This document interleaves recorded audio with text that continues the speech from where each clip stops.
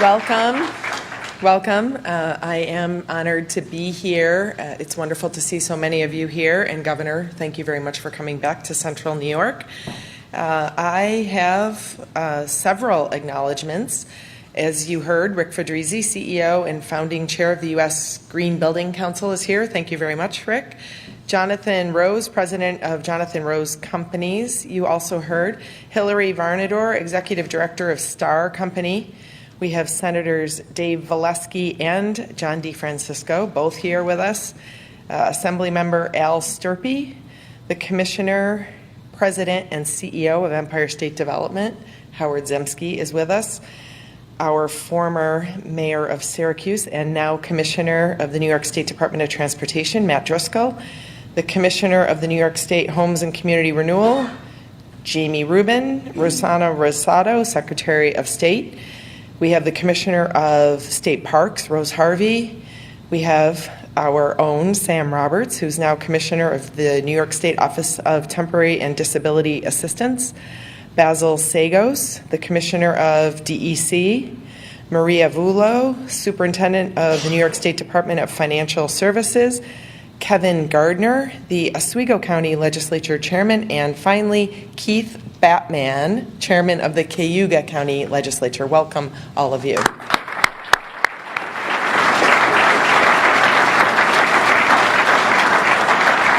And as I said, our special guest, Governor Andrew Cuomo, is here with us not long after his very close regatta win on Onondaga Lake, which I still think there's more to that story. I don't know how our boat went sideways, Governor, but somehow Governor Cuomo's team beat the Central New York team. And the governor said at that event out on Onondaga Lake that it's really a symbol for all of the rebirth that's happened here in Central and all of upstate New York under the leadership of Governor Cuomo. He has focused laser-like on upstate New York. We are the beneficiaries, and if you want to see proof of that commitment, you need to look no further than the building that we're in.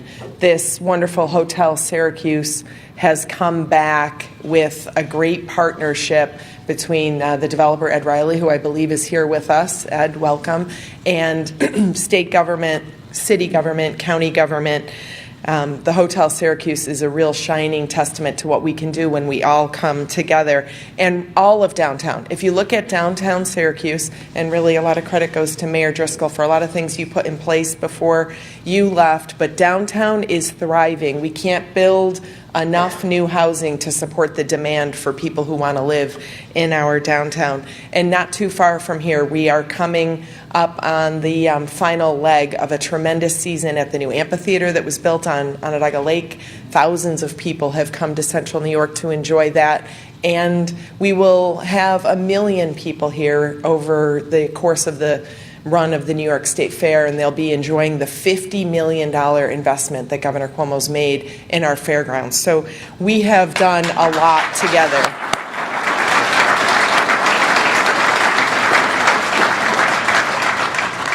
And it's been under the umbrella of the Regional Economic Development Councils. The governor has asked us to collaborate, and it is with that spirit of collaboration that we are here today for the state's first ever Regional Sustainability Conference. And throughout the day, you're going to be able to hear from community development leaders who are going to share strategies that will help us advance our Central New York Rising plan, which is one of the winning URI applications and is resulting in a $500 million investment in our region from state government. And we owe all of this to the leadership of Governor Cuomo. Please help me welcome Governor Cuomo.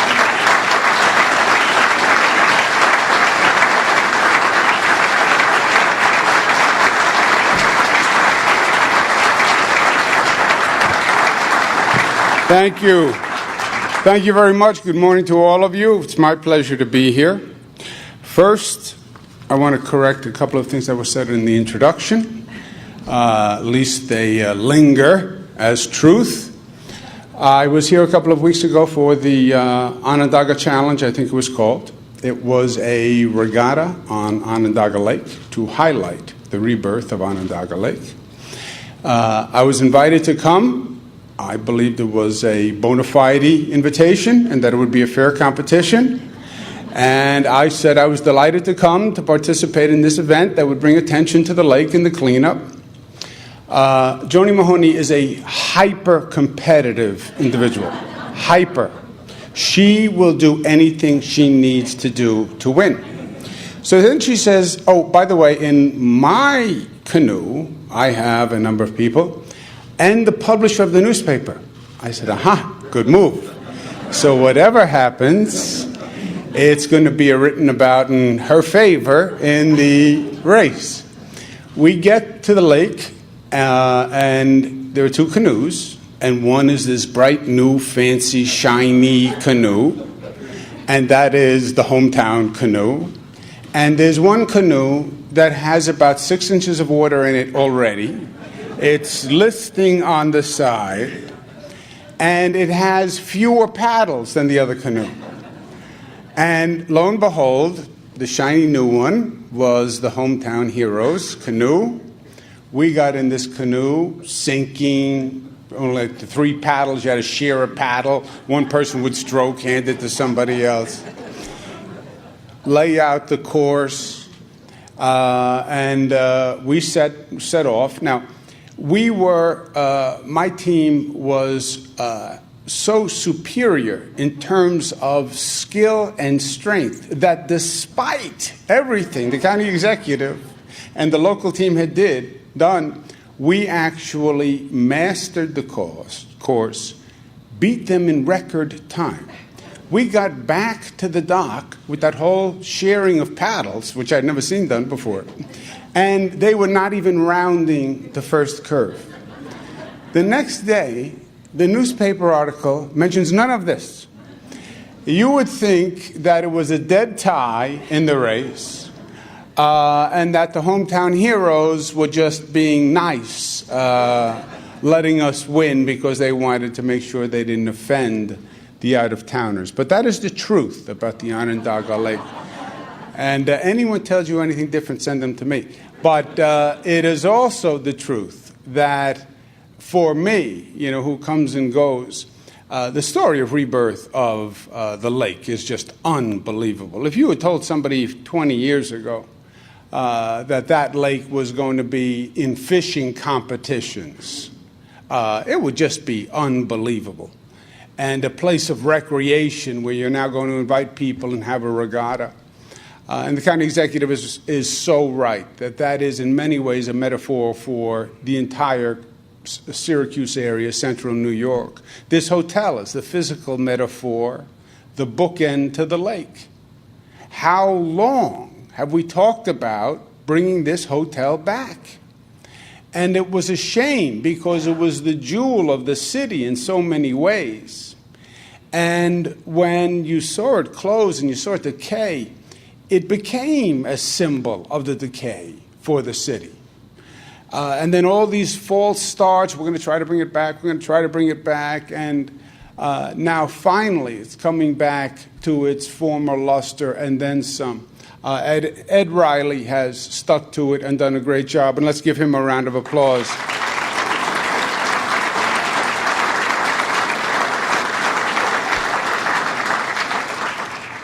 To my colleagues from the state legislature who are here, Senator DeFrancisco is here, Senator Dave Valesky, Assemblyman Sturpey are here. They actually are such tenacious advocates for your region. You should be proud. We don't agree on everything always, but at the end of the day, we get it done. We don't let politics get in the way. We don't let gridlock get in the way.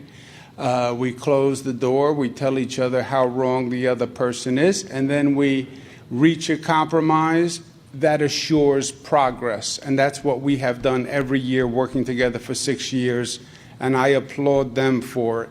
Senator DeFrancisco, Senator Valesky, Assemblyman Sturpey. Congratulations. Pleasure to be with you.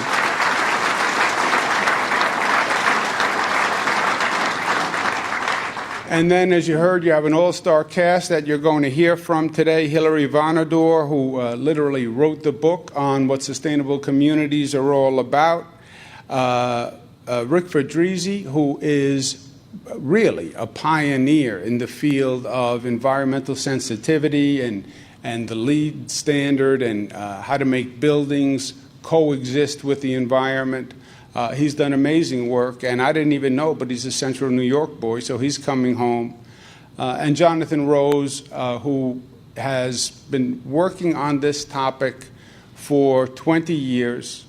We were just chatting outside, and I worked with Jonathan when I was HUD secretary. And I said, we're now like our parents, when our parents would talk about, I know him 20 years. Remember when your parents would say that? 20 years was like an unimaginable period of time, 20 years. How could you know someone 20 years? That means someone's going to die soon, 20 years. But we go back 20 years. And then we have all the commissioners here that you've heard. And I'm very excited about it, because what this is about is actually making those connections, making those collaborations with the states, getting those programs to fit what you need to do here. And there is no better way to do it than put people in the room, talk, meet, discuss, make the connection, so there's a place to follow up. A couple of quick points, and then I'll let you get to work. For me, this is a return to a very special part of my life when I was HUD secretary. I love building. I love community development. I love the tangible reward you get from seeing new construction. I love to see how it affects people's behavior. We did a lot of work tearing down public housing, where we built all across this nation these cinder block warehouses with bars on the window.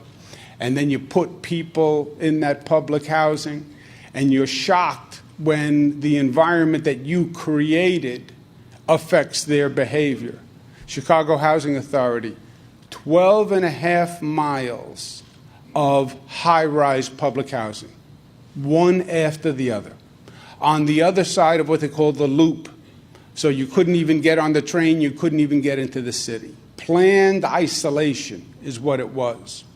And it went on decade after decade, and we finally took it all down and built mixed income and integrated and lower density and restored a sense of recreation and community. And the behavior changed along with the physical. So I loved that. I was assistant secretary first for what they call community planning and development. And community planning and development is really a science and an art community development. And it was before we really started talking about sustainability as a main theme. But it had all the basic concepts there. Community development is balancing development in that area, balancing human development, physical development, and economic development, all three at the same time in an integrated system in a sustainable context. And community development, that word community was very important, because it was not community in the physical sense. This is a community. You get 100 people together, it's a community. It was development of community spirit and the community attitude and the community relations. So people felt like they were a member of a community. And neighbor looked after neighbor.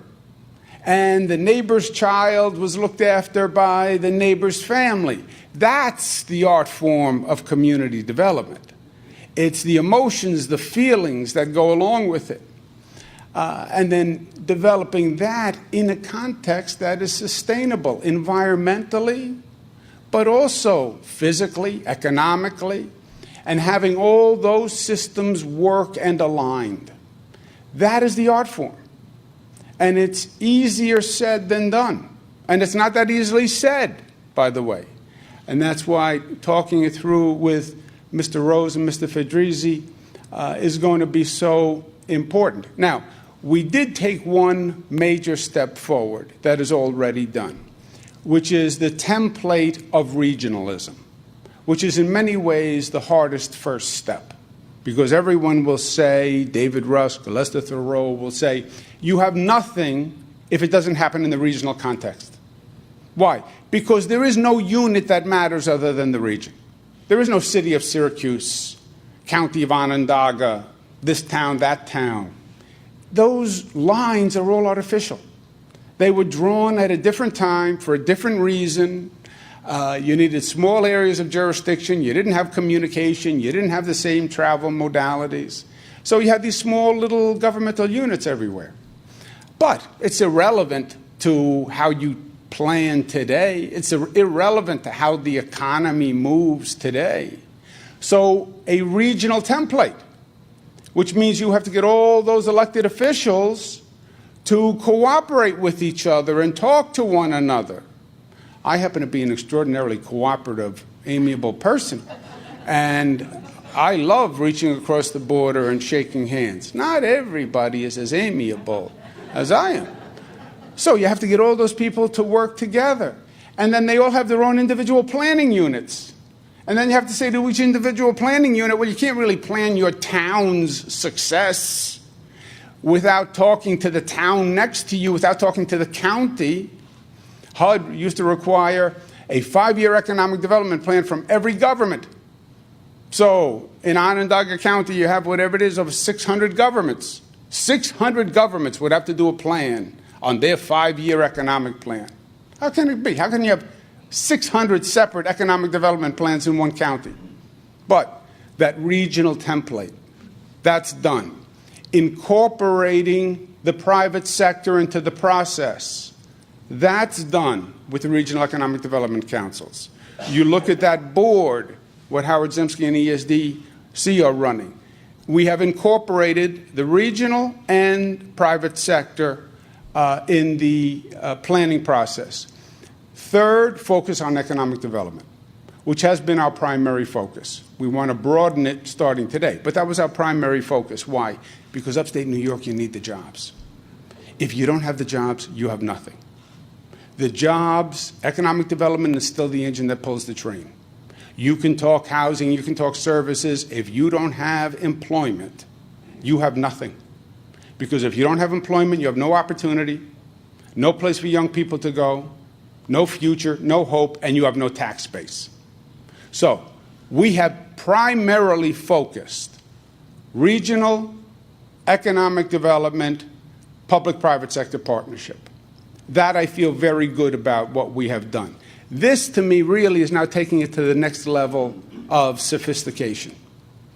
Because that is working well. But there's more to do than that. Especially here in central New York, you have more opportunities. You have more opportunities, I think, to do large-scale housing redevelopment in the city of Syracuse. You have a whole move across this country where people who moved out to the suburbs 15 years ago are saying, you know what, I want to go back to the city. Young people want to go back to the city. Why? Because what we forgot is the city has something that you don't find in the suburbs. City has history. City has culture. City has the density of people. And most people like people. They like to be in the company of people. Howard Zemsky doesn't like people, but most people like people. And they want to be in each other's company. And the vibrancy of downtown environments. You need a housing stock, and I believe in building critical mass housing stock, not 1 or 2 homes here and there, but an entire block, enough of a critical mass where you create the dynamic in that neighborhood rather than that neighborhood imposing its dynamic on you. We focused a lot on job development. We have not focused enough on readiness skills and connections for training for those jobs. That is a piece that has to be added. And we've all talked about the community college system. For me, for my dollar, training for the job that is coming into town is the single most impactful thing you can do. You have those big engines, Syracuse, you have Lemoyne. Train for the jobs that you are attracting. You look at the jobs that we're bringing, they call them advanced manufacturing. They're not really manufacturing jobs. We say advanced manufacturing. But these are all high-skill, high-tech jobs. If you can't work on a computer, if you don't know the software program, you're out. And each one is specialized unto itself. Train to that job and link the readiness programs with that employment. You have a tremendous opportunity in terms of transportation. Commissioner Matt Driscoll is here. We talked about I-81. That could be a transformative project that really jumpstarts the entire region. I-81 did a lot of damage. It was a classic planning blunder. Let's build a road and bisect an entire community. That's an idea. Yeah, let's do that. Cut it right in half. And part of this is acknowledging the mistake and going back and repairing it. And the biggest piece, what I said to the commissioner, is make a decision and go. You know what government does all too often? We procrastinate. We wait for the perfect. We wait for everyone to agree. You know when that day is going to come? Never. Never. And if you wait for the perfect, you will never get there. And you will do nothing. And that's just what we've done on I-81. We've done nothing. Find the best solution with the most agreement, but move forward. Indecision is a decision. I made no decision. Oh, yes, you did. By making no decision, you decided to do nothing. It is another day that we did nothing and we left the old I-81 bisecting the city. Well, I didn't decide to do that. Yes, you did. Every day you don't decide to build something new, you are affirming the decision to build the old. Buffalo had an attitude of arguing for the perfect. There was a proposal to replace the Peace Bridge, which is a very big bridge, goes to Canada, a lot of commerce comes over. For 20 years, they debated the design and the color of the Peace Bridge. 20 years. You know what happened at the end of 20 years? They never built the bridge because they couldn't agree on the design and the color and everything else. So there was never a new Peace Bridge. And we're doing the best we can. The perfect should not be the enemy of the good. I-81, come up with a plan and do it.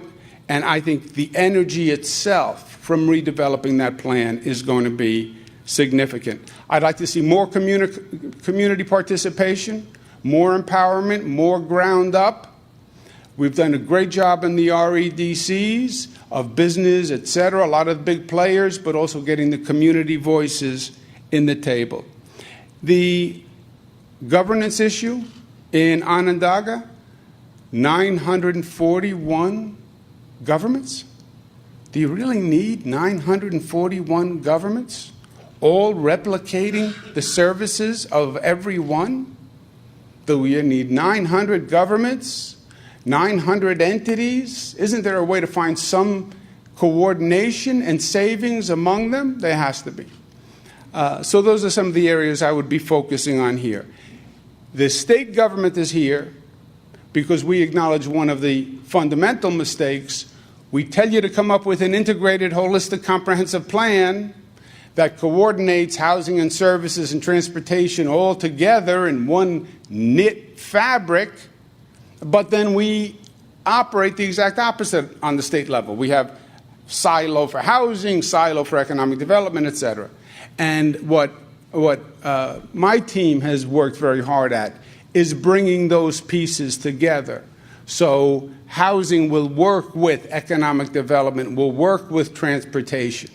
And you come up with your integrated plan, and they will make it happen. And my last point is this. The best economic development speech I ever heard, and I attended 9 million economic development community planning conferences, was what I call the taxi cab speech. And I think it applies to central New York. And basically, it was a simple concept where the lecturer was talking about the necessity to develop a spirit of positive energy in the community. And that positive energy reinforces the positive and negative energy reinforces the negative. And communities that believe they are coming back, come back, and communities that believe they're going down, goes down. And he had a very practical metaphor for it. He said a businessman flies in to an airport to do some business in a city, lands in the airport, and he looks around the airport. And he gets a feel just from the airport. Gets into the taxi cab, says to the taxi cab driver, so what's going on? Taxi cab driver says, well, ball teams talking about moving out, this one and fighting with this one, taxes are crazy. Goes to the restaurant, says to the waitress, how are things going? And she gives her feelings. It becomes infectious and contagious, and it communicates. Now, upstate New York, central New York, had a bad 40 years when it came to the economy. Think about it. Even more than 40 years. I was in Buffalo one day, somebody said that to me, I thought he was joking, I started to smile. He said, I'm not joking. It's been a bad 40 years. 50s, 60s. The economy turned, we were doing manufacturing, the country made a decision on trade, give away the manufacturing jobs, we don't need them, our future is copyright, IT, high-tech. Yeah, well, there were only 7 jobs that were IT, high-tech, etc. And what do you do with the generations that we displaced when we gave away the manufacturing jobs? We missed that point. But upstate New York took a terrible beating just from that transition in the manufacturing economy. And then, frankly, the New York State Legislature, and I've said this repeatedly, was not attentive to the needs of upstate New York. Stark truth, the New York State Legislature is dominated from people downstate, and they focused more on downstate than helping upstate. So you're losing jobs, you're losing people, you're losing energy, state government is nowhere to be helpful, and it created a negative spiral. You know how many parents said to me, I told my son or daughter to leave because there's no future, there are no jobs. That has fed for 40 years, and it's ingrained. I understand it. It's also not true anymore. It's also not true anymore. There is not a decline in upstate New York. There is an incline in upstate New York. You have not been abandoned by the state government. The state government did a 180. I am very proud to go down in the history books when they write them. My administration has done more for upstate New York than any administration in the history of the state of New York.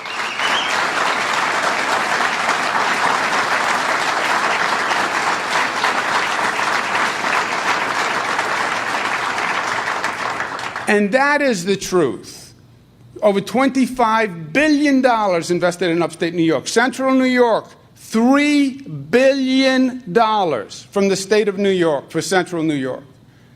And you see the development, you see the growth, you see the positive. Wait till you go see that state fair. The same for 50 years. 50 years. If you went and you left a sweater at the state fair 20 years ago, you could go back, that sweater would be exactly in the same spot. Nothing changed. Nothing changed. It was like going to your grandparents' home. Everything was exactly where it was, nothing moved. Where was the growth? Where was the development? Where was the new ideas? We did a $50 million facelift. You go there, you're not going to recognize the place anymore, and we just started. Amphitheater on the lake. Wow. Thousands of people coming into town now. Restaurants are saying we have to hire more people because we can't deal with the amount of people coming in for the amphitheater. Nanotech bringing high-tech digital movie jobs. I mean, it is a different place. with all these signs of progress. It is true. And the numbers tell the story. Today we have more private sector jobs in this state than ever before in the history of the state of New York, period.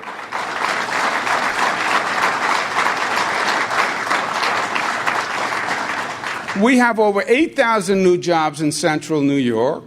4 years ago, the unemployment rate in central New York was over 8%. Now it's 4% and change. So all the arrows are pointed in the right direction.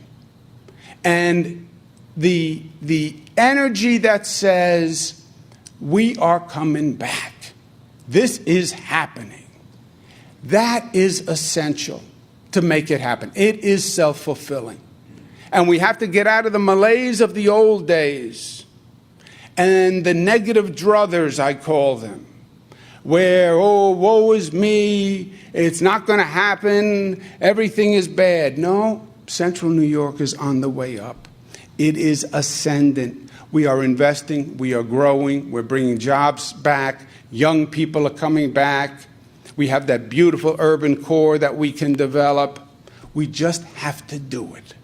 We just have to do it. You have a total, ready, willing, and able partner in the state. We will invest in upstate New York like we have invested in upstate New York because we have our finances in order and we can do it.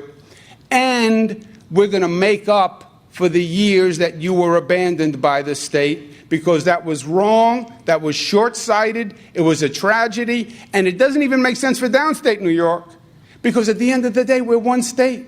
We're one balance sheet. We're one set of books. If upstate New York is losing money, downstate is going to pay the price. So the fact that upstate is economically strong helps downstate New York. It's not one or the other, it's both. Show the growth, show the development, get ambitious, make the connections, show the progress, and the progress will beget more progress. Anything we can do, we are here. Maximize today, and thank you for having me. Thank you, and God bless.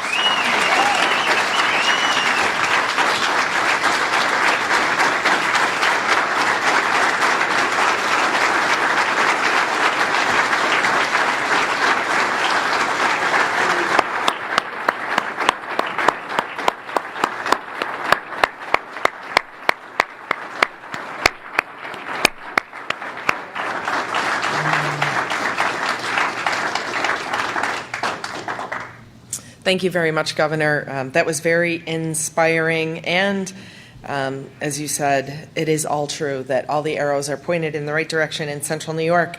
But you have miscalculated a little because you're not on the program again and I have the microphone and I could correct the rest of the story.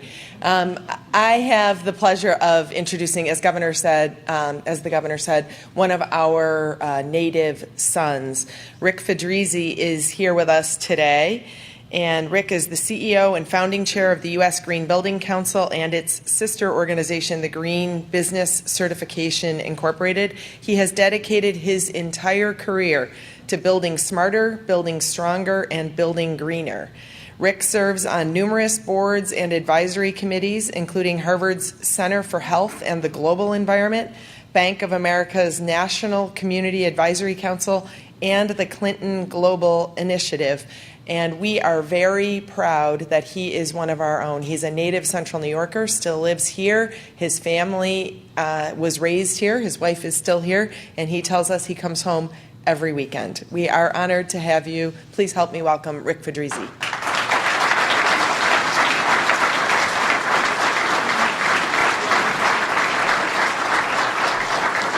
Thank you, everyone. It is really a pleasure to be here. Joni, thank you for the invitation. And it gave me the chance to talk about two things I love to do. Number one is talk about Syracuse, which I do all over the world. I'm surprised we don't have more foreigners coming to our shores in record numbers because I talk about Syracuse as this is the greatest place I know to live. And it's really funny. I'm learning, I'm starting to, I'm at that age now where I'm reflecting on why do these things matter and why is this happening. And I go back to my youth. And it's interesting, the governor said 40 years ago, and that's probably about right. When I think back when I was a child and my Greek immigrant and Italian immigrant grandparents lived here, I had a life that was filled with, just people and places that were so amazing. People were so connected to their communities. Both of them, my Greek grandparents had a house off of Westcott Street in the city. The story of the backyard, as a child, you'd want to go play. But their backyard was growing every imaginable thing on every square inch. So my grandfather would come out with a stick and chase us go play in the street. Do not play in our backyard. But as we went out into the street, we saw people, we saw safe communities, we saw thriving storefronts, and just the joy of living in a place where things were connected, where people cared about where we lived. And I think that's set the seed for me for life to say, this is the kind of place I want to be forever. I spent 25 years at Carrier Corporation. During my last 10 years there, I started working with a guy to develop the U.S. Green Building Council. And in that time frame, I was able to understand something very important. And I got the exact words from a friend of mine. If you've ever met a woman named Majora Carter, she runs the Sustainable South Bronx program. Majora has said very elegantly, you don't have to leave your neighborhood to find a better one. And it's really about understanding what's wrong. And as the governor said, let's fix it. Let's find the opportunity to fix it. And I think of, I look around the room, I can see many familiar faces, and I know how much each of you have invested in central New York. And I want to say Syracuse, but it is central New York, and it extends from Albany to Buffalo. And all of us in this community have invested so much because we care so much. I know the U.S. Green Building Council, I had the opportunity a few years ago to offer a major leadership award that was given to three of our leaders here in Syracuse, and Joni Mahoney was one of them. The Save the Rain program, the amphitheater, the work that she and her team have done to reconnect us, even in this way, to solutions and opportunities to make this better. It was a very, very exciting moment. People are still talking about that. Soon after that, we gave an award. It was the Richard M. Daley Award for Sustainable Cities. We gave that to our own Near West Side initiative here in Syracuse.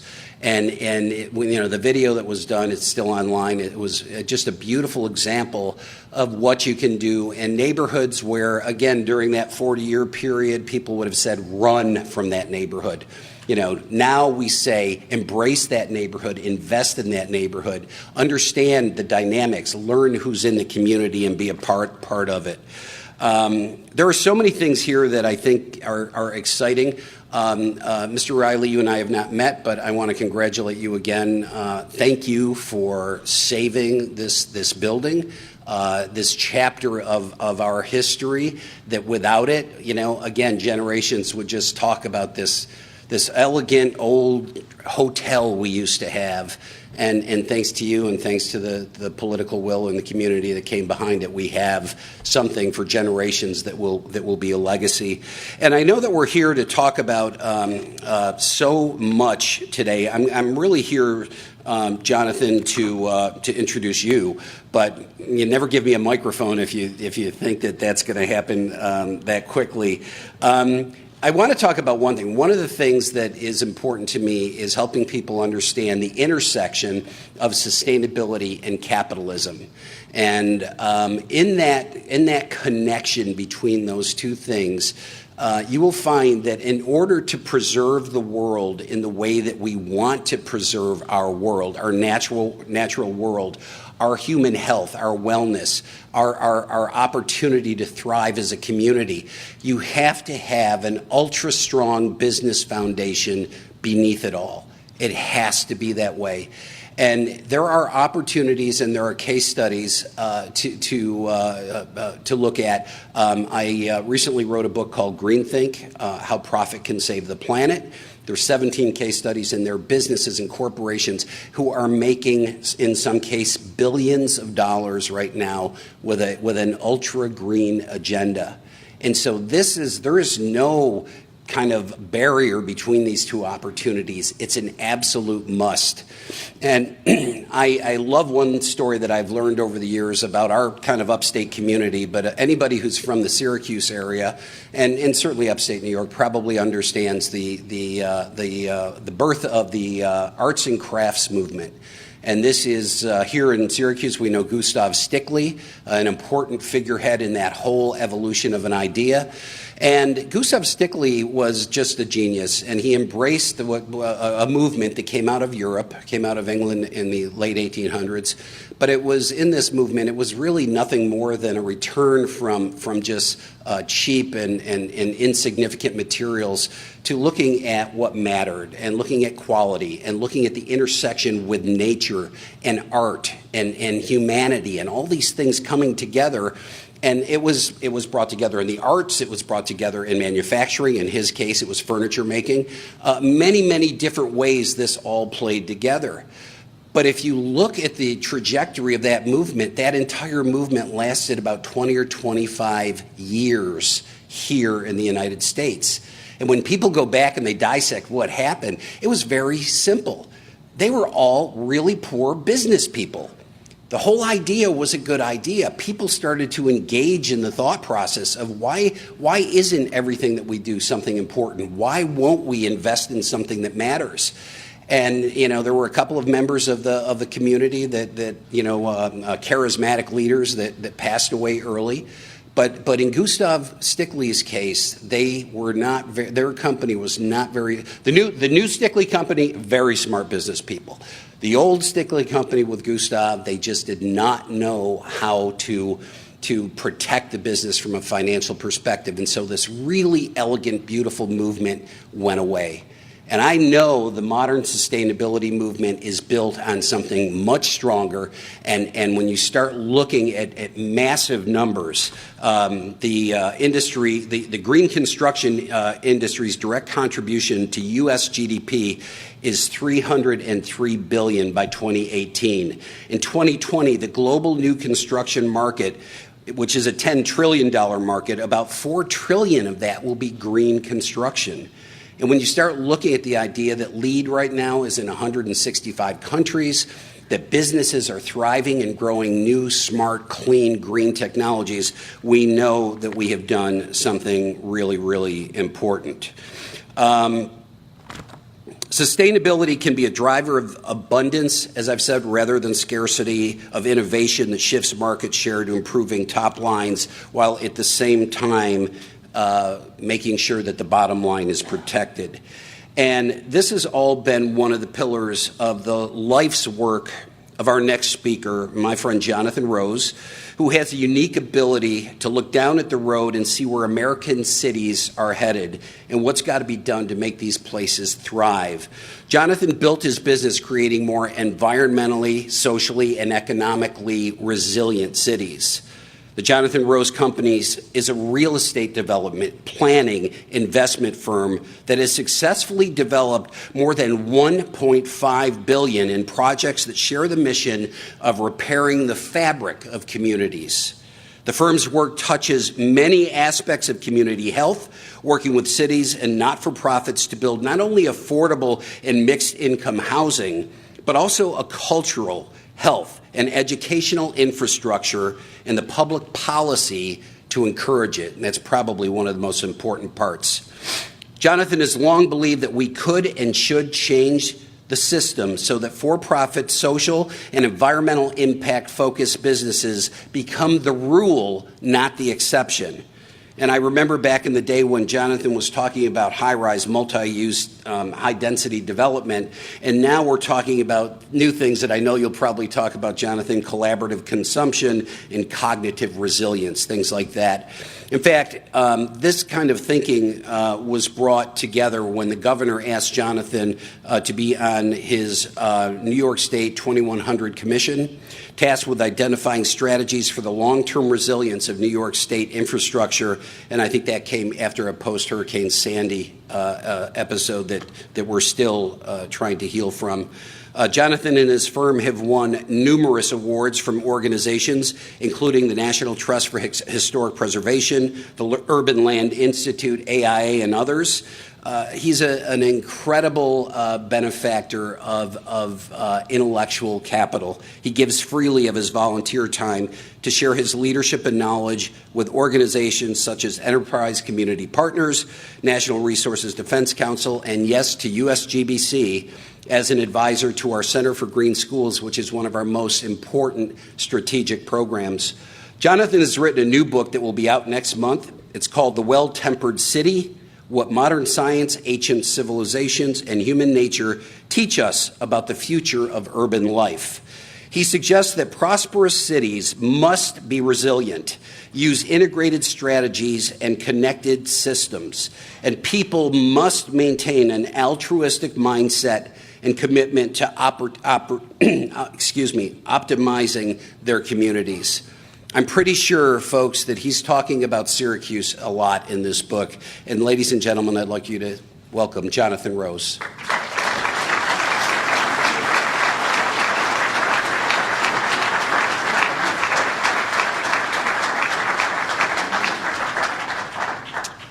Thank you so much. It's a pleasure to be here in Syracuse and in central New York. And I really appreciated so much of both what Rick said and also what the governor said. The governor, in many ways, said everything that I'm going to say. But and one of the key things he said is we're really talking about our region. I'm going to talk about this idea of temperament, what well-temperament means, but really and how it applies to the region. I wanted to give you an overview. You all know where you are, but it's very interesting. If you look at Syracuse, it's a fairly compact city. It sprawls a little bit, but not hugely. And then you'll see there's the farmland and open space, greenland all around it. We're going to zoom in, and here you can kind of see the texture of how the city's laid out. It's relatively low dense relative to other cities. And here we're coming into the downtown, and we see this issue about 81 bisecting the city and how important that is. And to heal that, if we can really heal that, it helps bring the city together. That is obviously a problem that many cities throughout the nation faced in the 50s and 60s and 70s as they tore themselves apart. And here we are actually looking at an overview of this building. And what you can see from the downtown is how much opportunity there is. Everywhere where you see a parking lot, if we can get enough economic development growing, then you can get higher density. Higher density leads to more walkability because there's more things you can walk to, more mixed use and more mixed income. And so there's the opportunity. The city has the ability to densify, which we think is really, really important. That's just an overview. This is a very dense city. This is a picture of Florence. The downtown of Florence was 1 square mile. And in the Renaissance period, that 1 square mile generated much of the seeds of the culture of the entire rest of Western civilization for the next 500 years. And it really shows how much, when you bring mixed use and mixed income and high density and culture and academic institutions and religious institutions, and you turn them all into a cauldron, a melting pot of ideas, how much can be generated from such a small space. I put this on the screen because one of my goals today is to give you some images of inspiration. If you have an idea of where you want to go, then you're much more likely to get there. And even if you only get halfway, getting halfway to Florence is pretty good. So part of what my goal is to encourage you in your planning processes as you think about how you're going to integrate your region and move forward. And this actually wonderful effort of the governors, which is to have these kinds of conferences and these regional planning efforts throughout the state, is to set a high goal for what you want the future of your state to be. But we have to set our futures in the context of the globe. And there are several global trends, mega trends, that affect every one of us. So in part, we're only partly in control of our own destinies. The world is rapidly urbanizing. America is already fairly urbanized. As the governor mentioned, people are moving back to cities. But by the end of the 21st century, 80% of the world's population will be living in cities, and many of them will be this kind of density. The population is growing enormously. It's currently about 7 billion. It's supposed to stabilize in 2050 or 2060, 2050, 2060 at about 10 billion people. And we do not have the plans or the infrastructure globally to be able to accommodate that yet, or the investment for it. It's also growing much more prosperous, more larger middle class, and that larger middle class is consuming enormously. And as it does, it's consuming resources and putting enormous stress on the biodiversity and the environment of the earth. And that's actually, as we know, completely unsustainable. So we have to figure out how we're going to urbanize and grow and yet have a lower impact on the earth and create economic development while doing that. I'm going to talk about ways to do that a little bit later, but to me that is really, really key, because we have seen in the past when the climate has changed and there's been excess consumption and great income inequality, and every civilization that has had those characteristics has had a collapse. And I don't want us to have a collapse. I mentioned the climate is changing. This is a typical day of air in Beijing. This is Tiananmen Square. They have this TV screen to kind of remind people that somewhere in China, theoretically, there's blue sky. We've seen, obviously, tsunamis and hurricanes come from the climate disruptions, brutal winters, power outages. As a matter of fact, the United States per population, I actually believe, has the highest rate of power outages. There are many ones, and they're just little bits here and there, but continuously we have a very, very weak grid of almost all nations in the world. We are seeing droughts. We're seeing a much the weather patterns are changing because of climate change, much more intense rains and much fewer rains and water. And we're also, so that's all this climate volatility. We're also seeing an enormous amount of financial volatility. We obviously had the financial crisis, but there's an enormous amount of financial uncertainty in the world, and that actually makes it very difficult to plan. And then finally, we have war all over the place, many caused by climate issues or other social tensions. And these are refugees in Syria. There are 60 million refugees around the world today, and there'll be more and more being displaced from their communities and seeking to come to communities like this.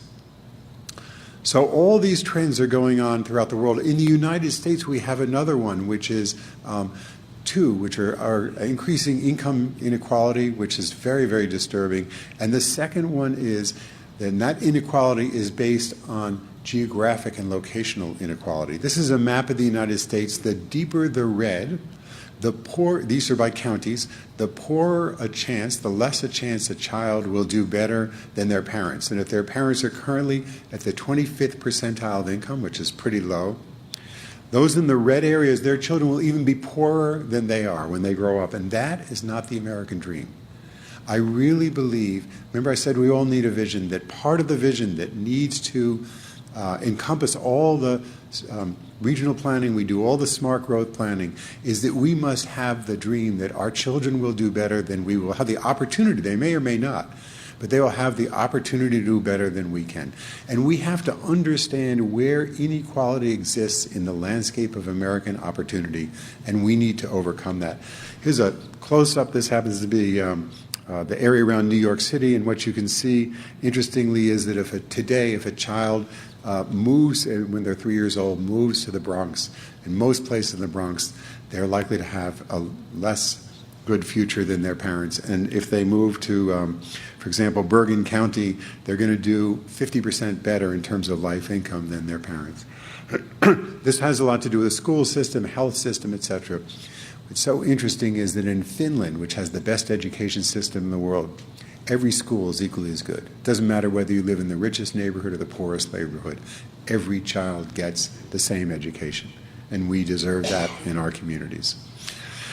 I mentioned, again, we're subjective to global trends, so the McKinsey projects by 2025, 2 billion people will live in cities. That actually the GDP of cities will double. The middle class is also going to double.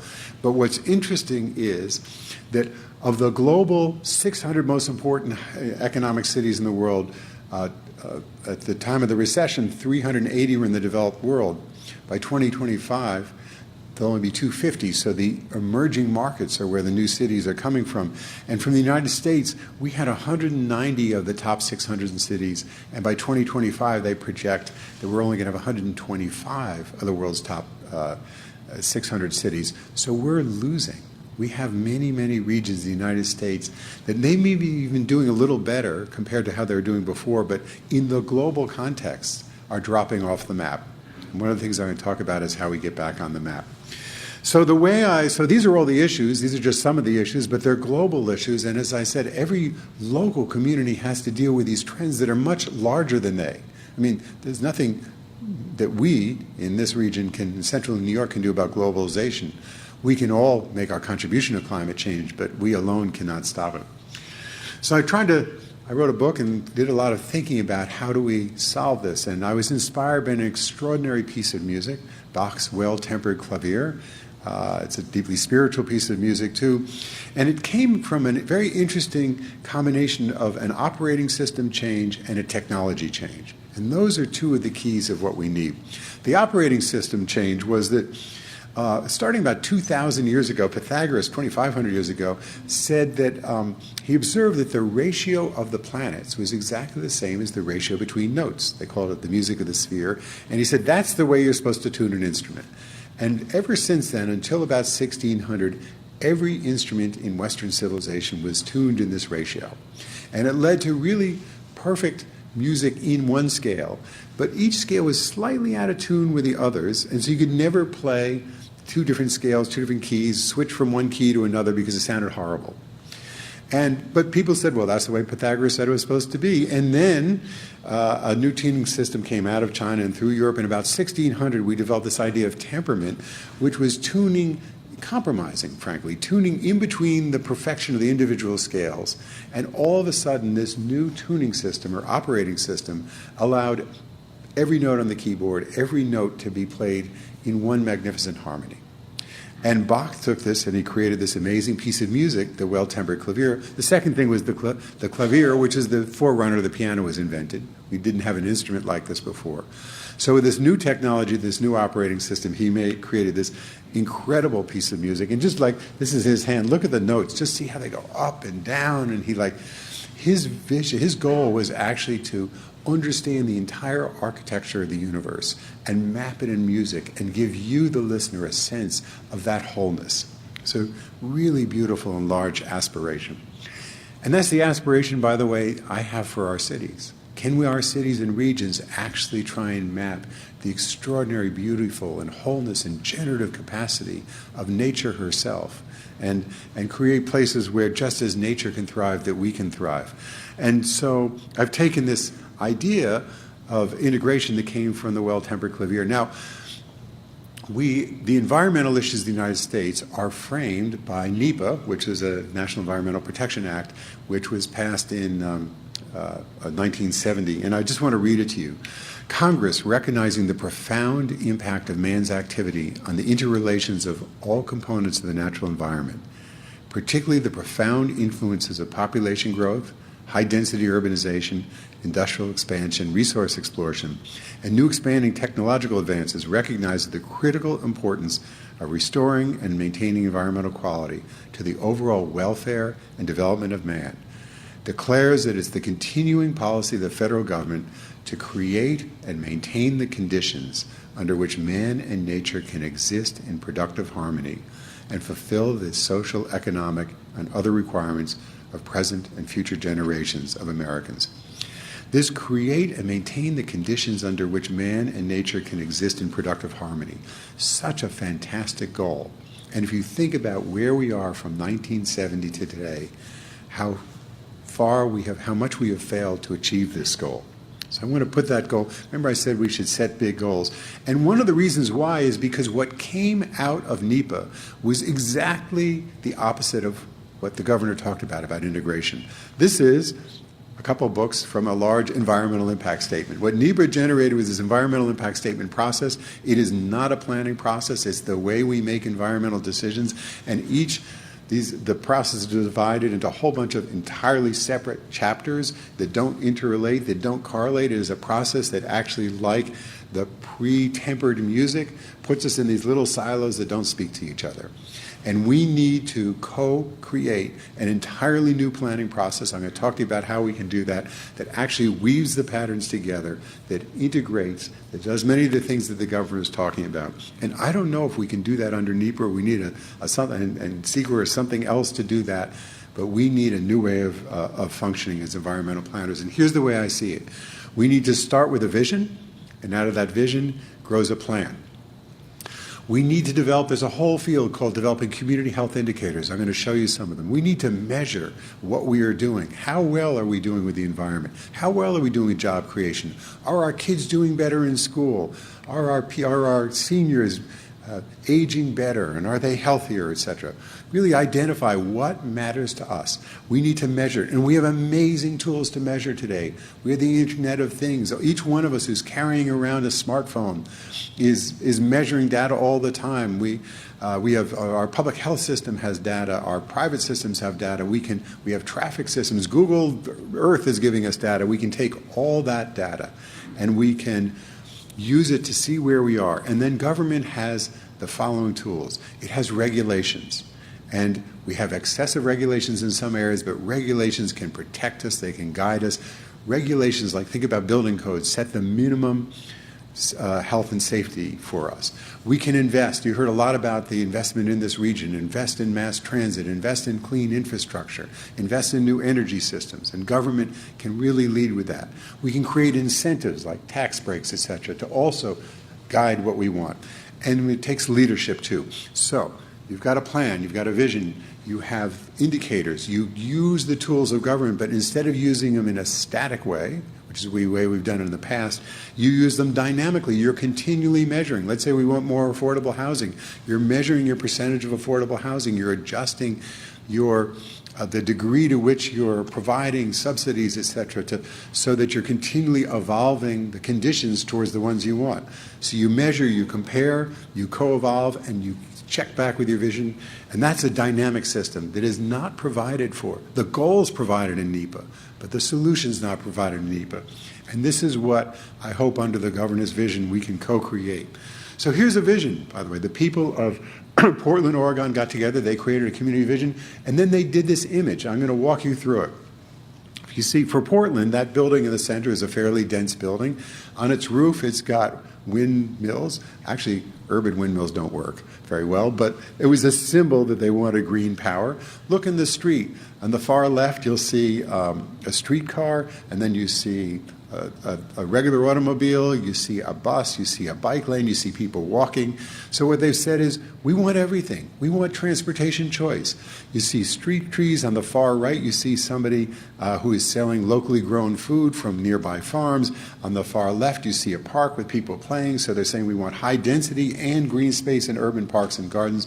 They have laid out in this one image a sense of what, remember the governor said the taxi test, when you go into a place, so when everybody in a community has a vision of where they want to go, that's communicated, and then people also know how to get there. So in the planning that I hope will come out of this, one of the things I really encourage you to do is to do some visions. I'm going to give you another one. Our company did some work many years ago in East Hampton on affordable housing, and people said there's no place to put it. So this is Route 27. I don't know how many people have ever been to East Hampton and seen Route 27. It's an enormous traffic jam. So this must have been taken Sunday morning or something.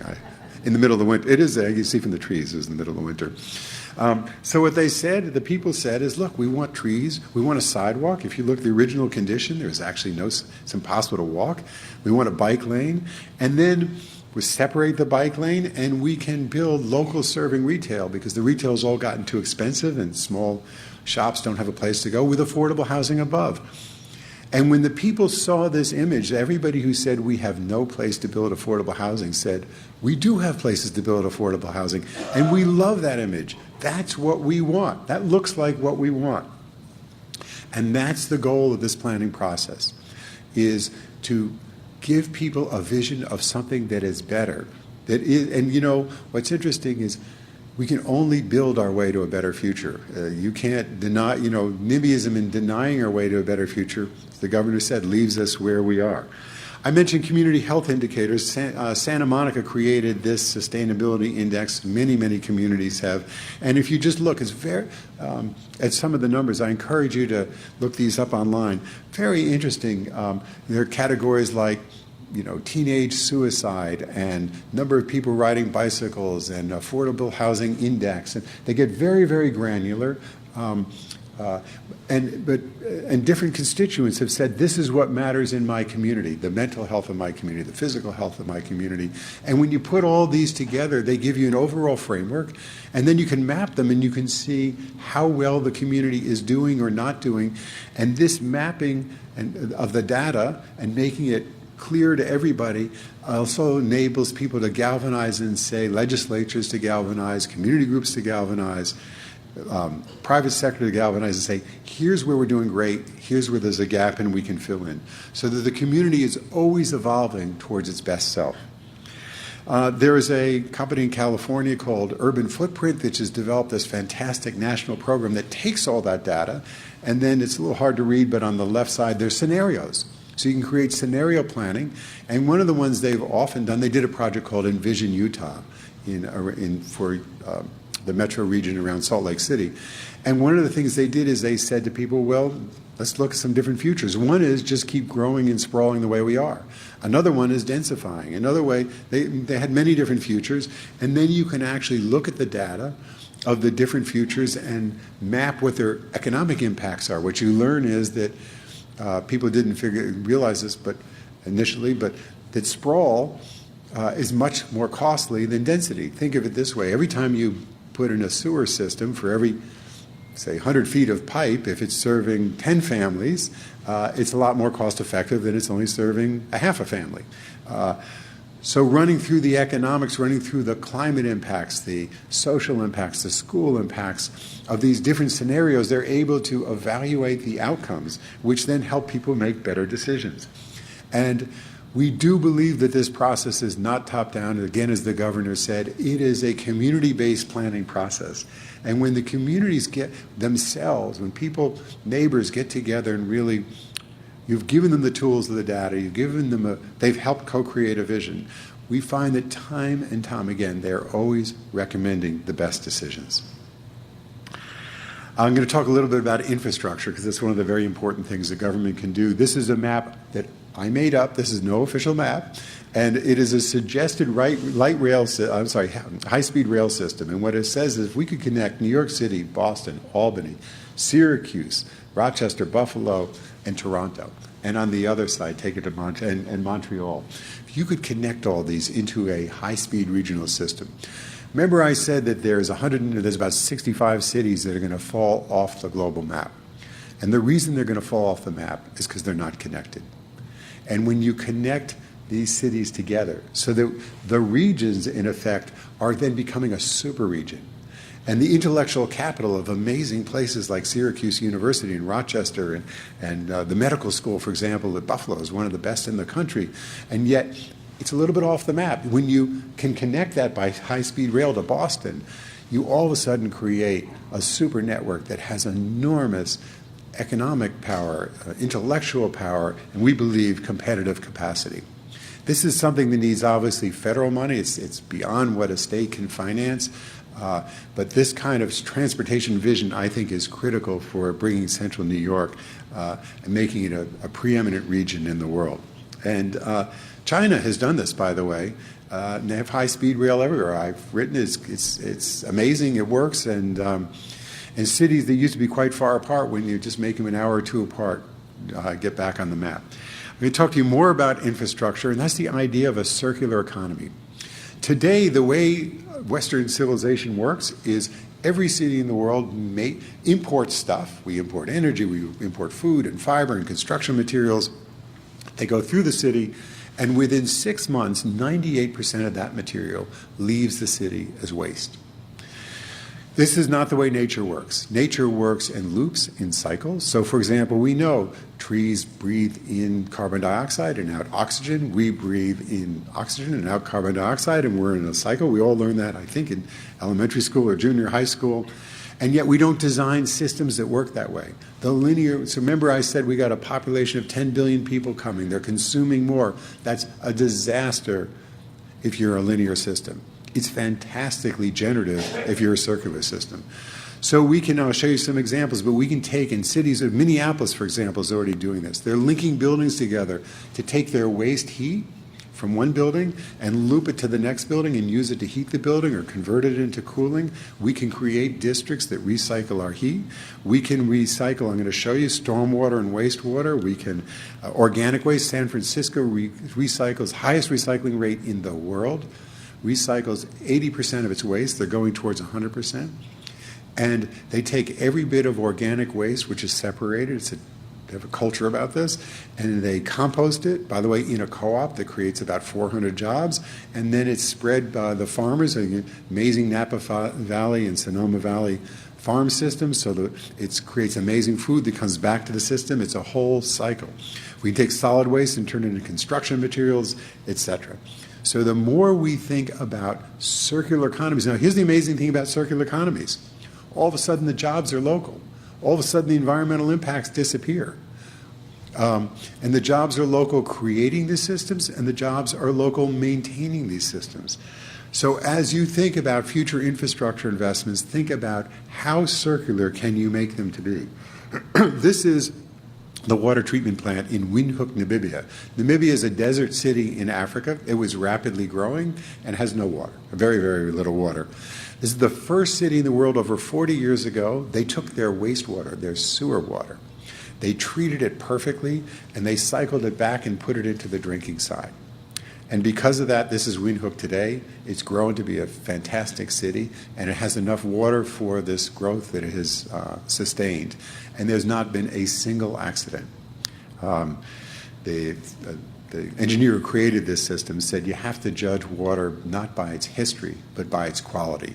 And we're seeing these systems now beginning to emerge around the world. It's a circular water system. And in places that are facing increasing droughts, this is part of the solution. This happens to be a water treatment plant outside of Washington. What's so interesting is it is taking the biggest constituent in urine is nitrogen and phosphorus. And we spend all this money taking it out of plants. They're taking it out of the plant, but that's exactly what fertilizer is making. And they're taking it out of the plant for $100 a ton, and they're selling it for $400 a ton. It's become a profit center. There are water treatment plants now that are energy plants because they take all of the methane from the composting and they turn that into electric generation. So they're not just waste treatment plants, they're electric generators and fertilizer factories. Again, you can begin to see what happens when you think about circular systems. We also, but again, the new world has to be a distributed system. We have the big stuff like I've described, high-speed rail, that's a big system. But we have to connect it to smaller systems and smaller systems. There's a building we did in the South Bronx called Villa Verde where we collect the rainwater, purify it, and reuse it. We can also, another low-income project in Harlem where we collect sunlight, solar, and reuse it. This is a building, the Bullitt Foundation offices in Seattle, where the building was designed to generate more of everything than it uses. So you can see this big solar array on the roof. It actually generates more electricity than it needs. It collects all of its rainwater, purifies it, reuses it. It takes all its wastewater and reuses it. So this building actually exudes pure water back to the city system. It's a net positive building. So we can begin to connect. We can think of these microgrids of water and wastewater and energy and heat where things are coming from many sources, from solar and wind and batteries and from regular gas-fired power plants and the waste heat of buildings and battery storage, and you tie it all together and you get a much more resilient system. Remember I said we have storms coming, heats, droughts, power outages, all that stuff. When you have, that system is very vulnerable. But when it's highly distributed and you have all these pieces, a few pieces could break, but the system doesn't break. So this distributed system turns out to be cheaper, much lower environmental impact, creates many more local jobs, and is much more environmentally resilient.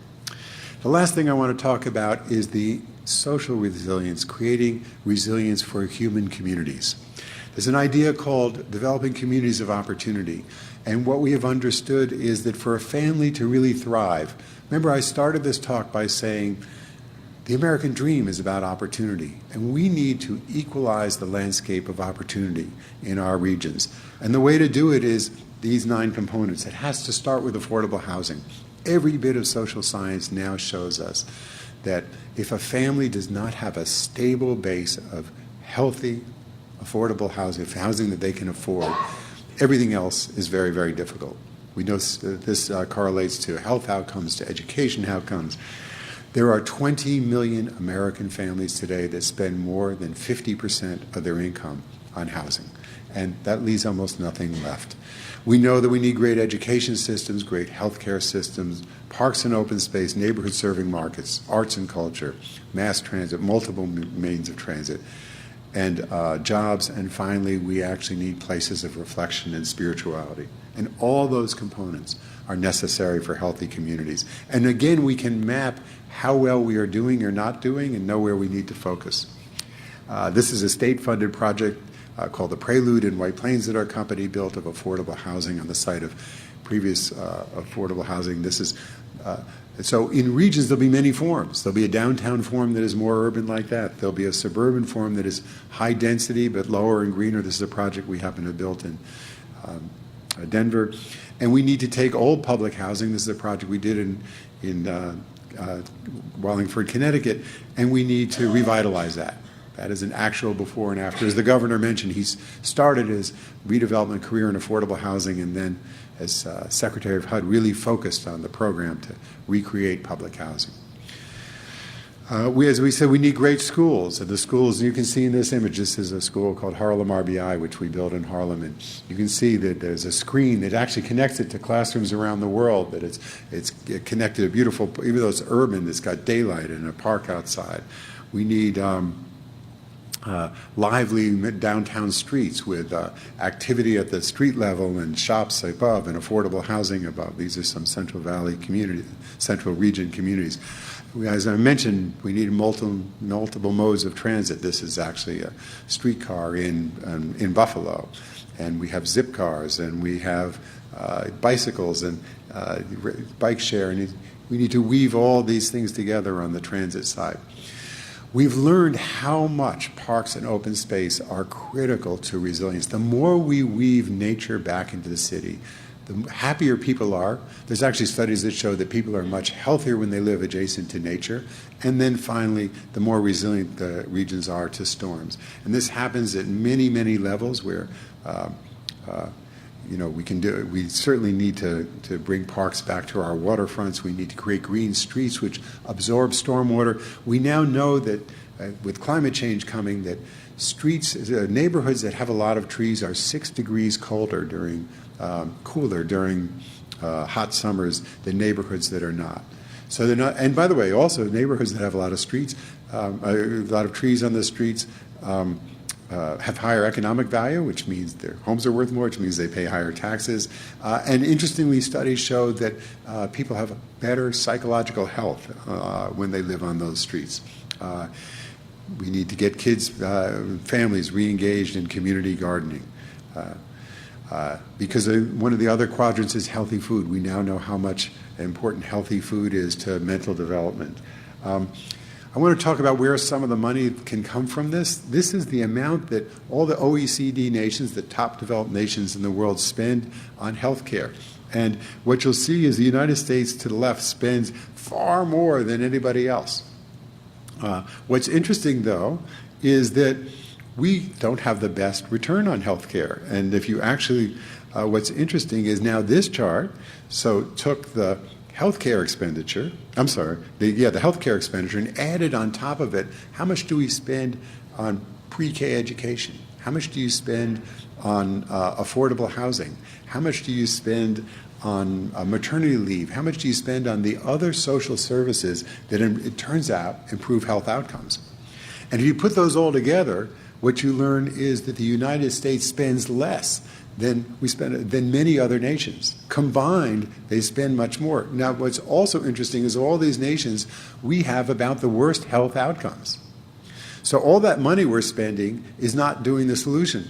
The fact that the other nations are spending much more on affordable housing and mass transit and early childhood education and early childhood health, etc., is leading, it's a much better expenditure of money. We could take the same amount of money we're spending now, reallocate it, and get much better outcomes and have much better well-being and create much more opportunity.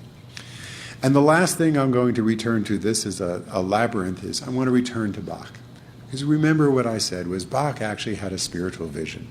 His original vision was to map the universe, his whole sense of the majesty of creation in music. And my sense is that is our responsibility with our communities. There is an incredible majesty of creation that as life we are part of.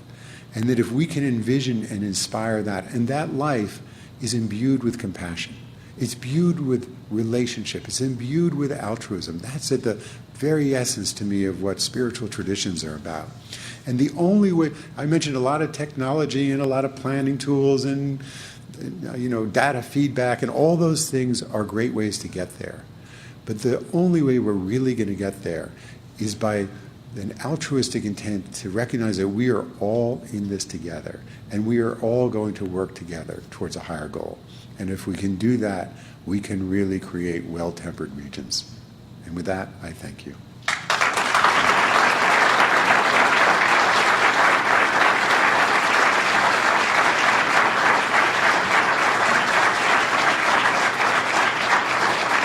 Thank you very much. Thank you, Rick, for your comments, and we are lucky to have you here. And Jonathan, I could listen to you forever. That should be required for everybody who participates in local governments to understand how we're all interconnected. And you talk about Bach and beauty and balance, and I get to talk about the logistics of the conference, so it's a tough act to follow.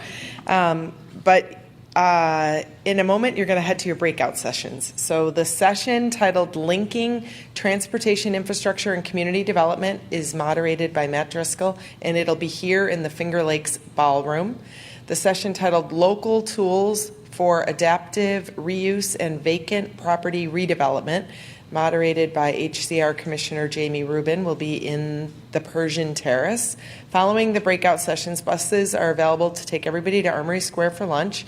If you're lucky enough to be on bus number 1, Matt Driscoll will be aboard to deliver a verbal tour and history of our area. I don't know if anyone told you that, Matt, but thank you very much for volunteering. And we are a few minutes behind schedule, so we're asking everybody to board buses to return to the hotel by 1 p.m., and we'll get started back around 1:15 with our afternoon keynote speaker. And now, time for the breakout sessions. Thank you all.